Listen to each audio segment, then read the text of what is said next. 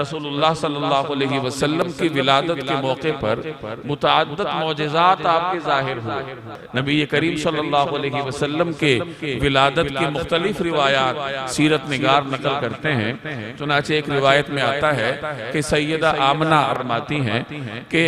جب مجھے اس بچے کا یعنی رسول اللہ صلی اللہ علیہ وسلم کا حمل ہوا تو مجھے کسی قسم کا بوجھ محسوس نہیں ہوا، اور جب آپ صلی اللہ علیہ وسلم کی ولادت ہوئی تو اس وقت میرے جسم سے ایک نور نکلا، اور اس نور میں مجھے شام کے علاقے میں بصرہ نامی بستی کے محلات روشن ہوتے ہوئے دکھائی دی۔ اور جب آپ صلی اللہ علیہ وسلم کی ولادت ہوئی تو رسول اللہ صلی اللہ علیہ وسلم کی والدہ ماجدہ کے بقول آپ صلی اللہ علیہ وسلم نے اپنے بازو زمین پر ٹیکے اور سر مبارک اوپر اٹھایا۔ اب یہ بظاہر